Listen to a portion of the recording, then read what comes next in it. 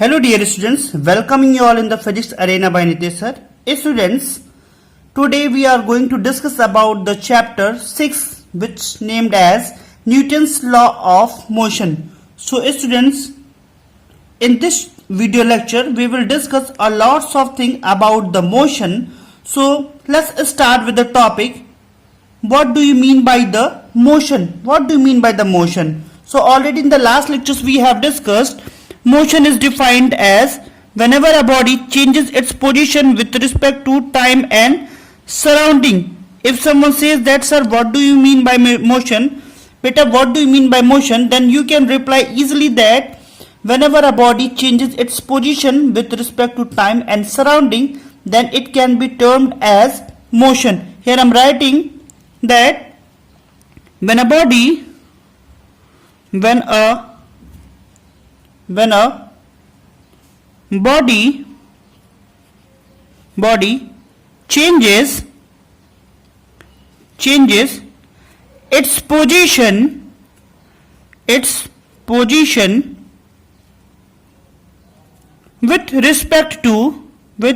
respect to time and surrounding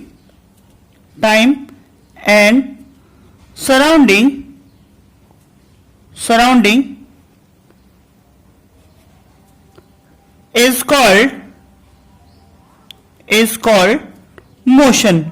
So how a body can come in motion? Now the biggest factor is that how and when a body come into the motion. So motion arises due to the force which imposed on a body.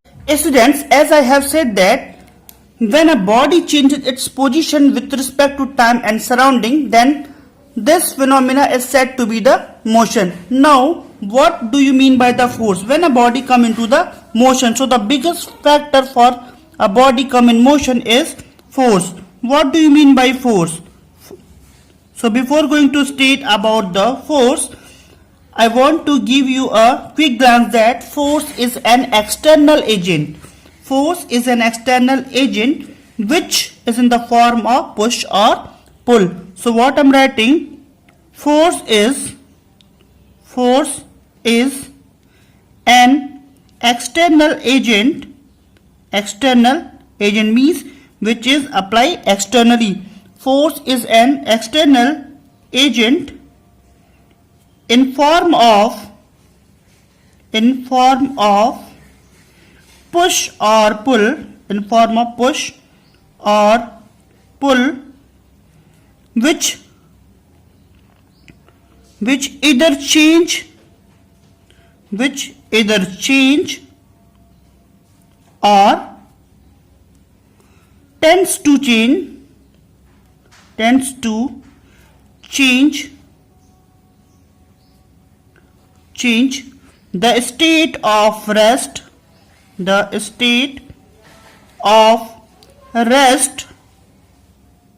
or uniform motion of a body, motion of a body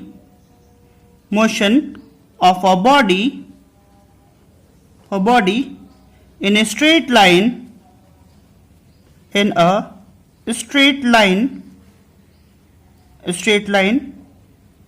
is called, that external agent is called force. So students, in one line, if someone says that sir it will become a very lengthy definition, so please suggest us a quick definition of force. So you can easily say that force is an external agent in the form of push or pull. You can easily define the as force is an external agent in form of any push or pull. Okay students, so we can say that force is an external agent in the form of any push or pull. So force is further subcategorized into the two categories. What are those categories? So let's start those categories about the force. So force is what? Classified as force can be classified into two categories categories as what are those categories in which the force are classified? The first one is what? That the contact forces. Contact forces. What do you mean by the contact forces? Contact forces are those forces which come into play directly. Or those forces which come into play due to the actual contact between the bodies under the consideration. Means that what I'm writing here, the forces which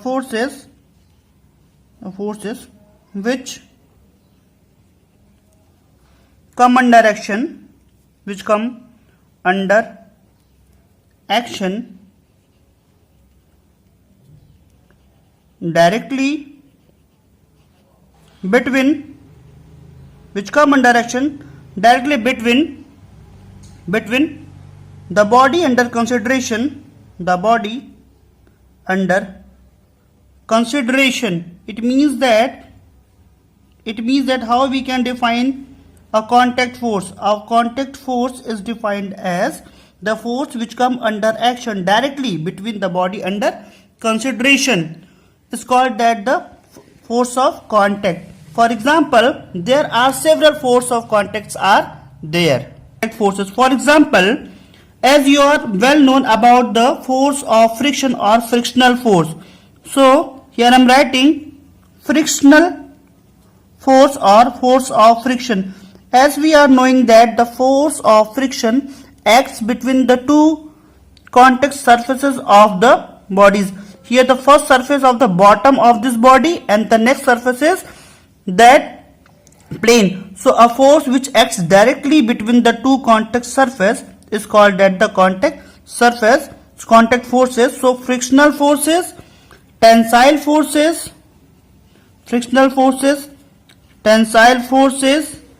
and normal reactions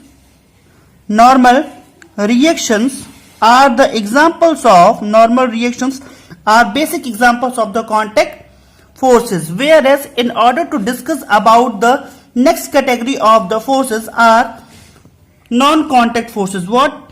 From its name it is clear that non-contact forces are those forces which does not come non-contact forces. So what are the non-contact forces? The force which come into play without any physical contact. It means that they are not coming directly into the action. Means that the forces which come under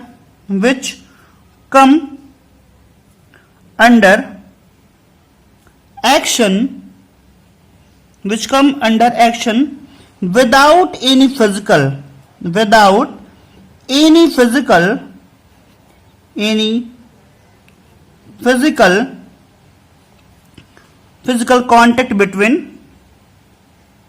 contact between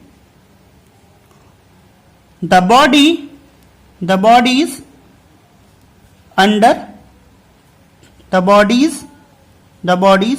under consideration. What does it mean under consideration? Means that it means that the property which we are discussing, that is a non-contact force or non-contact forces, are those forces.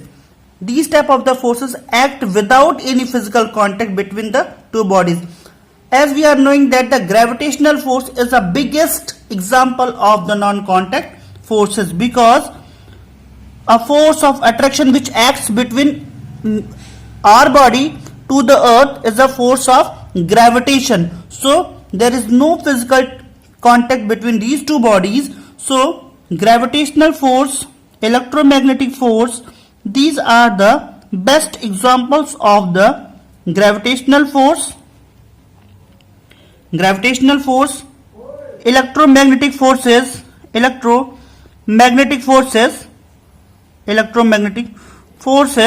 are the best examples of the non-contact forces. Okay students, now we will discuss the new topic, that is the inertia. What do you mean by the inertia? So I am going to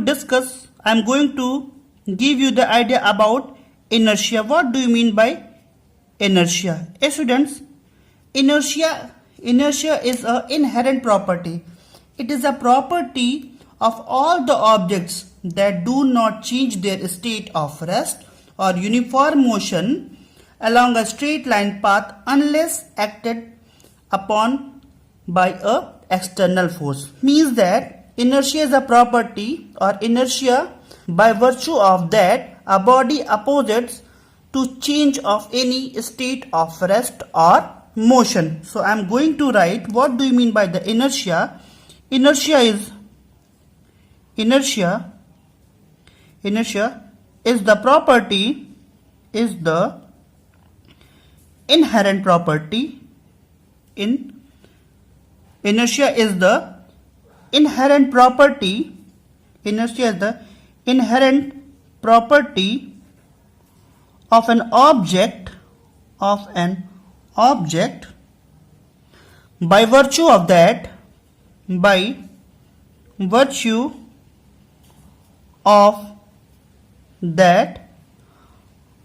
an object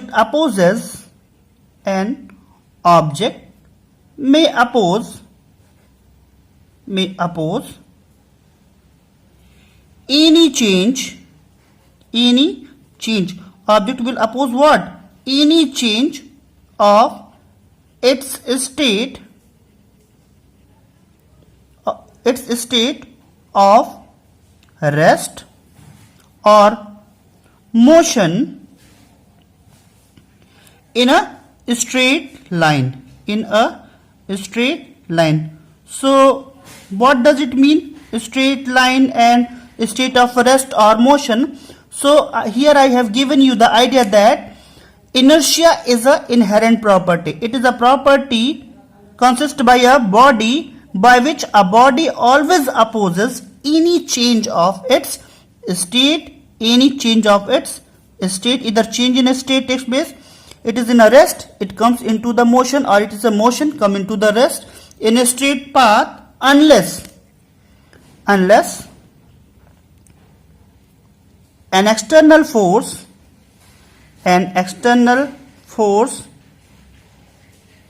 applied on it.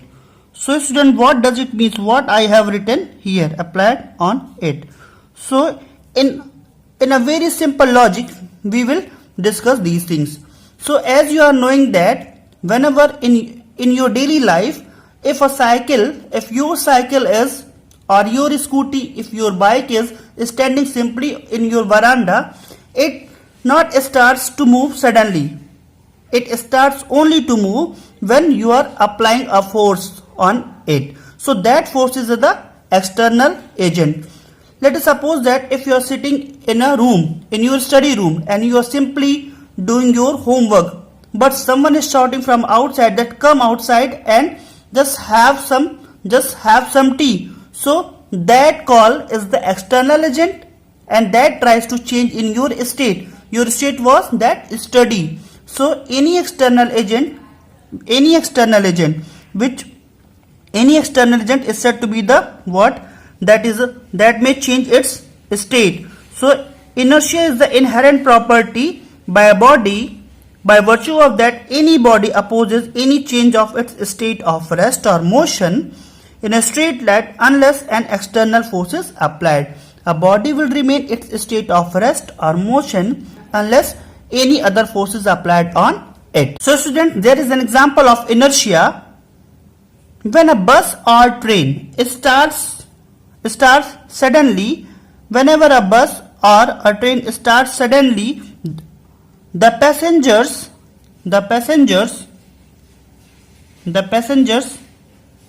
what? Standing inside lean backwards. Okay students, as you are knowing that whenever you are having a journey in your car, suddenly as the train starts to move, suddenly you feel that your body gets leaned in the backward direction. Why? Because your body was at state of rest, and as the car starts to move, it tried to change the state of rest into the motion. Okay, students. Now we are going to discuss about some more categories of the inertia.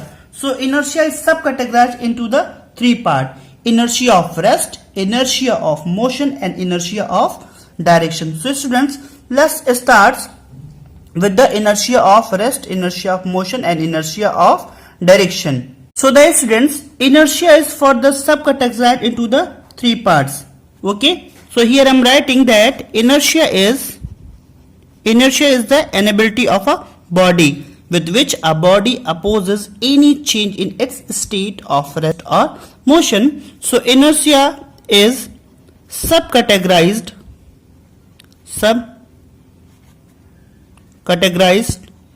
into three parts. What are those three parts? The three parts are as follows. Three parts. The first part is inertia of rest. Inertia of rest. It means that the inability with which a body tries to oppose its state of rest. The property with which a body opposes to change its state of rest. For example, in your daily life, I am giving you always daily life examples. For example, with the help of an example, we will discuss the inertia of rest. Whenever you are cleaning your dining room, at that time you found that some dust may stick onto the carpet. Example of dust stick onto the carpet. So at that time, whenever you start to clean it, you give some splashes onto the carpet. At that time, the dust particle was in a state of rest. And due to the application of external force, it comes into the motion. So all those dust particles are willing to stay in a state of rest. So this is the inertia of rest. Why? Because the body is going to be in motion from the state of rest. Now the second thing is that inertia of motion. What do you mean by the inertia of motion? So students, what do you mean by the inertia of motion? Whenever you are cycling, at that time, as you are giving a force onto the pedal. Okay, so example is that at the time of cycling, I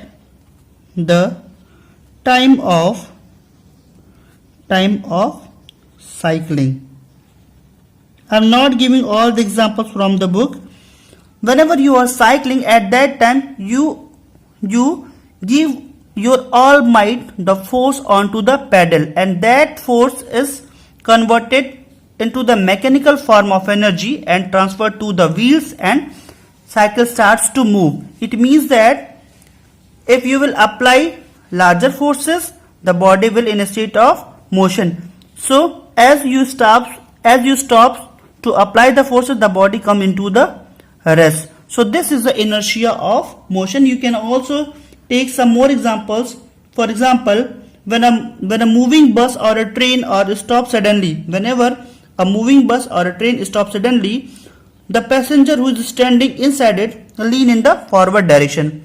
Some of the persons lean in the forward direction. So this is the example of the inertia of motion. Various examples of the inertia of motion is given inside your book. So let's start with the third category of the inertia, that is the inertia of direction. Inertia of direction. So what is the example of the inertia of direction? Students, whenever you have visited for a trip with your family, whenever you have visited a trip with your family, at that time whenever you have seated in a car, what you have found that the car goes in a straight line, suddenly there is a curve, so car will start to move along the curvature. At that time you feel that your body gets some shake. Why it gets some shake? Because the car tries to change its direction, but your body tries to move in the forward direction. The body is willing to move in the forward direction. What here I am going to write? Body tries to move in forward direction,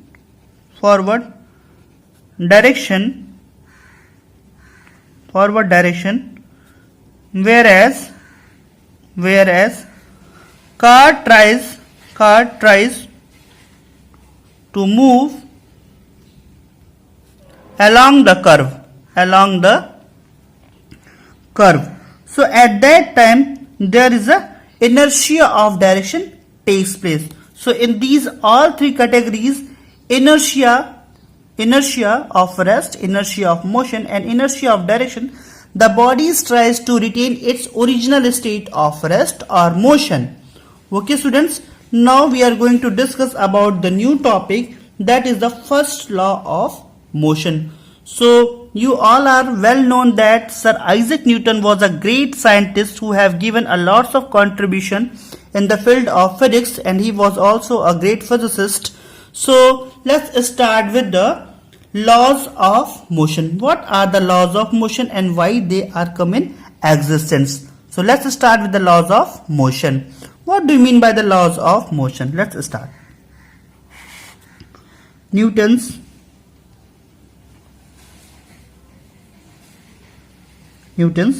laws of motion.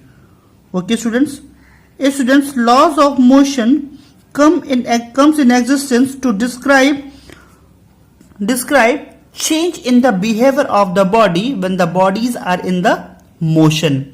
So let's start with the Newton's first law of motion. There are the three laws of motion: the first law of motion, second law of motion and third law of motion. So the first law of motion, Newton's, are named as Newton's first law of motion, or it is also known as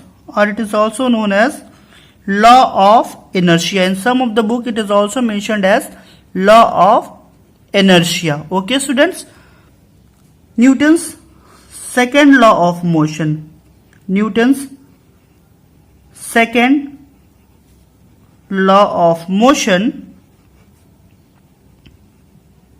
which is also known as law of momentum. Okay, from its name it will be clear that sir what will give as a explanation. And the third, Newton's third law of motion,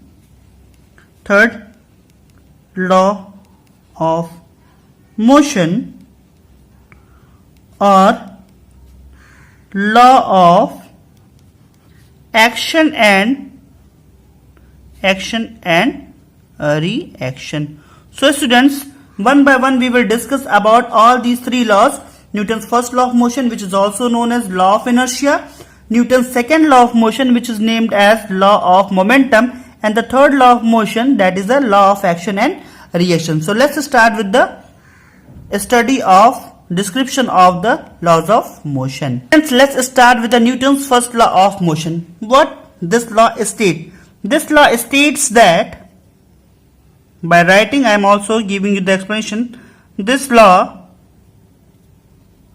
states that, what this law says, this law states that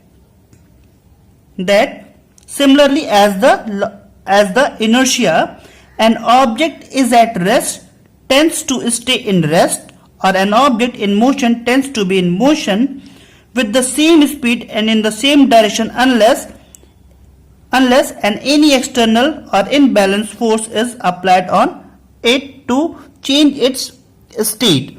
So what the first law of motion states that? This law of motion states that an object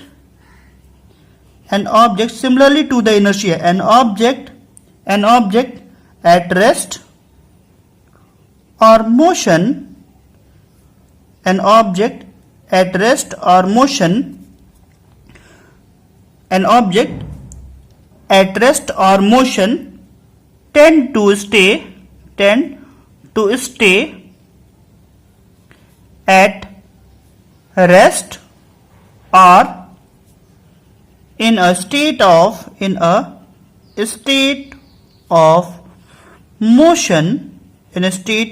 motion unless an external force, or that is unbalanced force applied on it.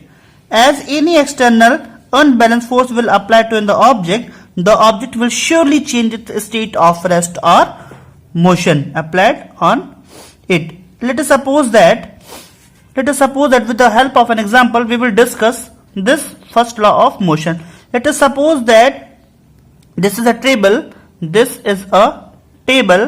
onto which a duster is placed. This is a table onto which a duster is placed. So the duster is in a state of rest.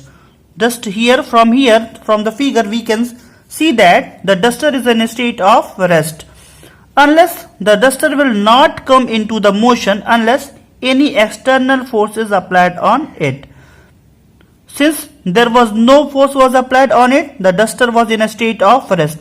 As this external agent F is applied to the duster starts to move in the forward direction. So due to the application of this external agent, that is F, the duster come into the change in states. So any object whenever it is in a state of rest or in motion tend to stay in a state of rest or motion unless any external force is applied on it. And this is the first law of motion, which is also known as law of inertia. So students, this is the first law of inertia, a very basic topic which is known as the linear momentum.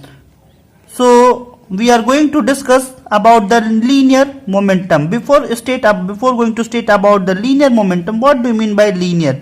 Linear means that something whose path is a straight line. Linear means that something whose path is a straight line. So how we can define the linear momentum? So I am going to give you the definition. Linear momentum of a body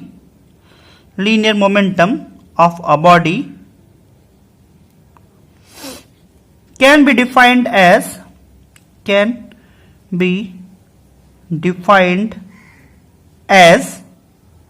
the product of the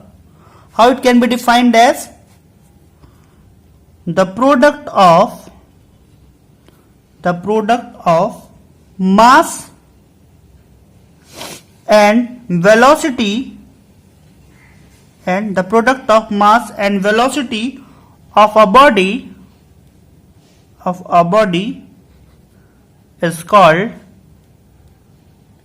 called linear momentum. So students, if we are willing to calculate the linear momentum, means with what momentum a body is moving in a straight line. So in order to calculate the linear momentum of a body, we should know its mass and its velocity.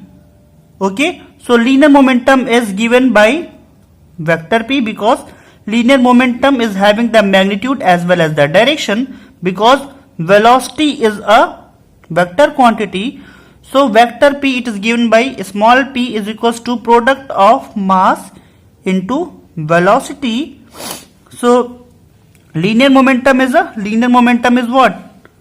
Is a vector quantity. Here I am writing linear momentum is a vector quantity. Linear momentum is a vector quantity and its unit will be quantity. and in order to give its unit, the expression of the linear momentum is P is equals to m into v, and its unit will be, that mass will be in kg and velocity will be in meter per second. So kg meter per second will be the unit of linear momentum in SI system. Okay students, so kg meter per second will be the unit of, or it can be also given as Newton second. Newton second will be the unit of linear momentum. Okay students, so as from here we can, what we can observe? We can observe that the momentum is directly proportional to mass and also depends on to the velocity. It means that the body will have greater mass, will have the greater momentum, and the body will have the greater velocity, will have also the greater momentum. Less mass, less momentum, greater mass, greater momentum, larger velocity, larger momentum, less velocity, less momentum. Okay students, so now we will discuss the new topic, that is the second law of motion, which is also known as the law of momentum. That's why I have given you the idea about the linear momentum. Students, now we are going to discuss about the second law of motion, which is also known as law of momentum. So what does it law state? That this law states that the rate of change of linear momentum of a body is directly proportional to the applied force, and this change takes place in the direction of applied force. So it might be possible in your examination, question can be formed in the form of that, can be framed in the form of that state the second law of motion. Write the statement of the second law of motion. So this law, what's the statement? This law states that, this law states that the rate of the rate, what does it mean? That the rate means something, any physical quantity which changes with respect to time. Okay, the rate of change, the rate of change of momentum, the rate of change of momentum of a body, the rate of change of momentum of a body is directly proportional to,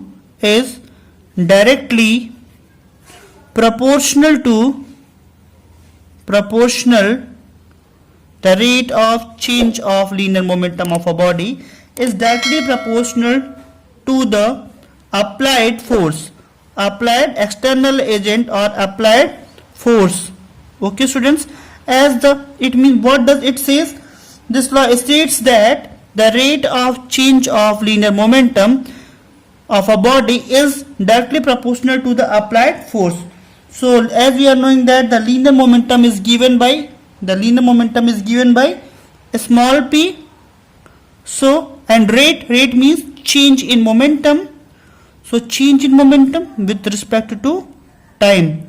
Rate of momentum, rate of change of momentum, rate of change in momentum is given by dp upon dt. D means a small change in which physical quantity is momentum with respect to time t. So we can easily write that according to the statement, the rate of change of momentum, is directly proportional to the applied force. Whatever be the force is applied to the object will be directly proportional to the momentum. So students, we can write that F is directly proportional to dp upon dt. So as we are knowing that P is equals to, since we are knowing that P is equals to, momentum is equals to product of mass into velocity. So instead of P, we can write that F is directly proportional to d upon dt. Instead of P, we can write m into v. And as we are knowing that the mass is a invariant quantity, it is not changing with respect to time, it is a constant quantity, since here I am writing everything, since mass small m is an invariant quantity, so it will be not change quantity. So what will change? Only the velocity will change with respect to time. So force will be directly proportional to mass will be taken out, dv upon dt. And as we are knowing that the change in velocity with respect to time is known as acceleration. Since we are knowing that the force will be applied in a particular direction, so we are giving the vector terms. So, and mass is a scalar quantity, already you are knowing. So we are knowing that the change in velocity with respect to time is known as acceleration. So in order to remove this proportionality, we will give a constant term, that is k m dv upon dt, and instead of dv upon dt, since we are knowing that the change in velocity with respect to time is known as acceleration, So from this let us suppose that this is equation number 1. So put the value dv upon dt is equals to a. We can easily write that f is equals to k m into a, as we are knowing that f is equals to m into a. So let us suppose that say k is equals to 1. So we will get an expression of the second law of motion, f is equals to, we will get an expression that f is equals to m into a. F is equals to ma is the second law of motion. This is a mathematical deduction of the second law of motion with the help of differentiation method. So okay students, so if we put the value, if we will put the value of k is equals to 1, m is equals to 1 and a is equals to 1, then we can define easily when a mass and acceleration is unity, then the force can be easily defined as f is equals to m into a. Okay students, so in this condition we can, from this expression we can also calculate what we can calculate. We can calculate the dimension of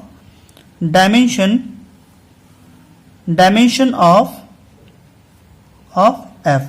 From here we can calculate the dimension of force.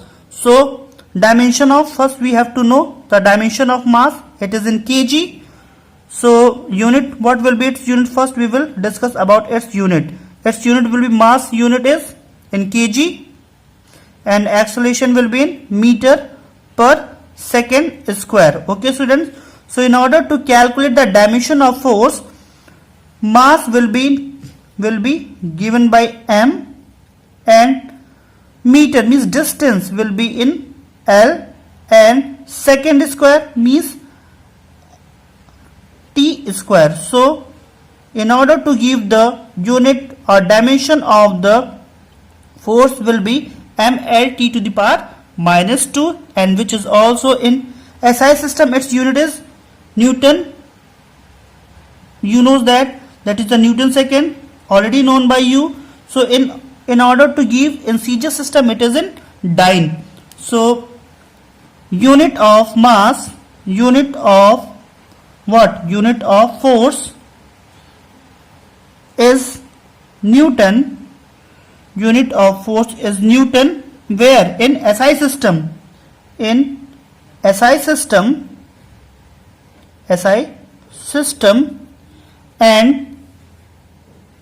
and dyne in CGS system. As you all are knowing that 1 Newton force is equals to 10 to the power 5 dyne. 1 Newton force is equals to 10 power 5 dyne.